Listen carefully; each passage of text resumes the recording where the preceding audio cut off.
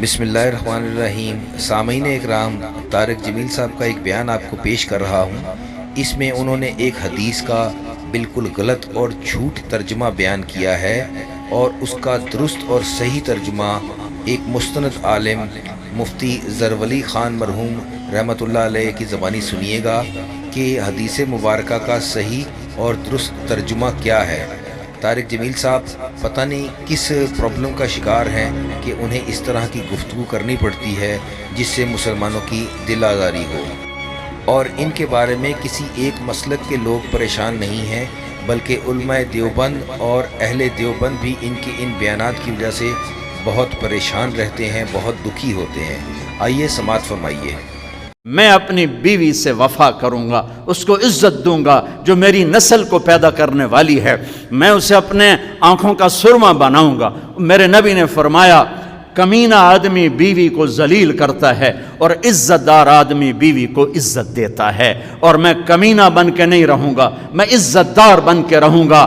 فرمایا تمہیں الفاظ سنا دیتا ہوں، یغلبن الکریم ویغلبہن اللئیم لأن اکون کریما مغلوبا احب الی من ان اکون لئیما غالبا۔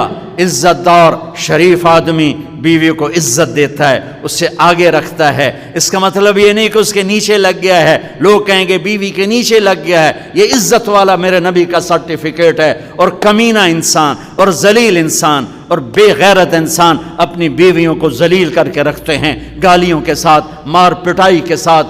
اس کے والدین کو گالی دینا بھی بڑی ثقافت سمجھا جاتا ہے۔ میرے نبی نے فرمایا کمینہ ہے جو بیوی کو دبا کے رکھے، عزت دار ہے جو بیوی کو عزت دے کے رکھے۔ میں کمینہ بن کے نہیں رہوں گا، میں عزت دار بن کے رہوں گا۔ تک یہ باتیں سننے کے لیے تو بہت اچھی ہیں، اس میں کوئی بھی ایسی بات نہیں جو قابل اعتراض ہو، لیکن اعتراض صرف اور صرف اس بات پر ہے کہ ان تمام باتوں کو نبی کریم صلی اللہ علیہ وآلہ وسلم کی ذات مبارک کے ساتھ جوڑنا، جو کہ سراسر غلط ہے۔ اچھی بات بگاڑنا یہ زندگی کا کام، پکا زندگی ہے۔ اہل حق کا زندیق یہ ہے، اہل باطل کا زندیق ذاکر نائک ہے۔ یہ دو پورے عالمی ایجنٹ ہے، زر خرید کفار کے۔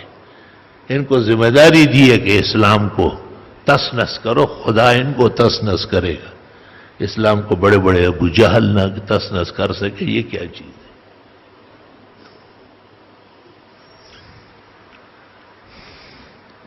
آج کل ایک اور ڈرامہ بازی شروع کی ہے،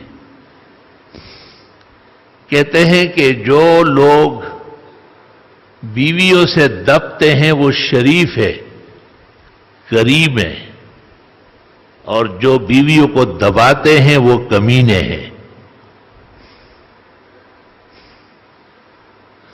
اور حدیث کہتے ہیں میرے نبی نے کہا ہے۔ اب وہ واقعہ سن لے آپ پورا، اتنے بچے نہیں ہیں، علماء نہ صحیح لیکن آخر علماء کے دوست ہو۔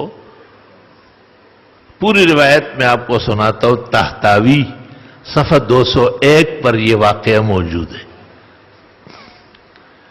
جناب رسول اللہ صلی اللہ علیہ وسلم ام سلمہ کے گھر تشریف لے گئے تھے، وہیں نماز پڑھ رہے تھے۔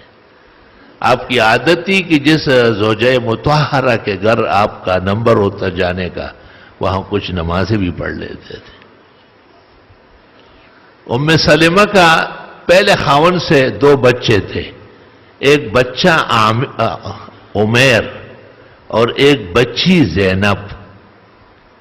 آپ نے جب نماز شروع فرمائی تو وہ عمیر آیا، تو آپ نے اس کو ایسا کیا تو وہ ہٹ گیا، سامنے سے نہیں گزرو۔ تھوڑی دیر نہیں گزری تھی کہ وہ زینب جو تھی بچی، وہ نماز کے آگے آئی۔ آپ نے اس کو اشارہ سے کیا کہ نمازی کے آگے نہیں گزرتے، لیکن وہ گزر گئی۔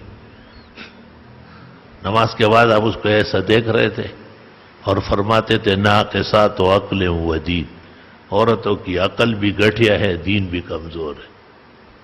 یغلبن الکرام، شریفوں پر غالب آتی ہے، ویغلبہن اللئام، اور کمزاد تو ان کو خوب دبا لیتے۔ تو یہ آپ خوش نہیں تھے، آپ نے ناراضگی میں کہا ہے، اور اس بچی کو تنبیہ کر کے بڑی عورتوں سے آپ نے گلہ کیا کہ یہی بڑی ہو کر کے اس طرح اخلاق رکھتی ہے۔ لیکن یہ زندگی کو ملحد دیکھو کہ یہ اس نے کیا سے کیا بنایا.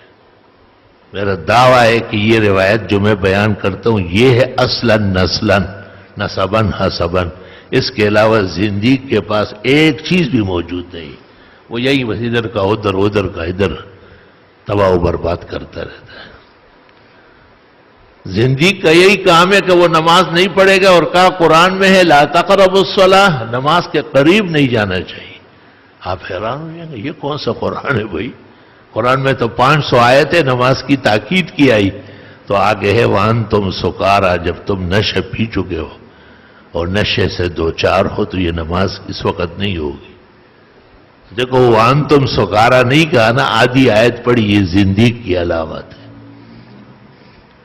آپ کو کہا کہ سر موڑنا حرام ہے، گناہ کبیرہ ہے، وَلَا تَحْلِقُوا رُؤُوسَكُمْ، قرآن شریف میں ہے سر کے بال نہ مونڈنا، حالانکہ وہ محرم کے لیے ہے کہ جب آپ نے حرام باندھا ہے حج کا یا عمرے کا تو فَلَا تَحْلِقُوا رُؤُوسَكُمْ حَتَّى يَبْلُغَ الْهَدْيُ مَحِلَّهُ، یہاں تک کہ قربانی کا جانور اپنی جگہ پہنچ جائے اور وہ قربان ہو جائے، اس کے بعد آپ نے بال لینے.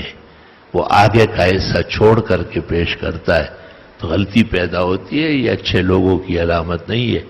اللہ تعالیٰ دین اسلام کو محفوظ فرمائے اور مسلمانوں کو جان اور مال دونوں کو اللہ کے حضور پیش کرنا چاہیے، تاکہ ان زنادقہ اور ملاحدہ سے بھی ہمارے عقائد، ہمارا معاشرہ اور ہمارے یہ اچھے اور بہترین نظام زندگی ہمیشہ کے لیے محفوظ رہے. میں اسی موضوع پر سیر حاصل کلام مزید بھی کروں گا. بعض سوالات کا بہت رش اور بھیڑ تھا، اس لیے آج میں نے بیان کیا. اگر ضرورت پیش آئی تو اگلے جمعے کو بھی اس کا اعادہ کروں گا انشاءاللہ تعالی. وآخر دعوانا.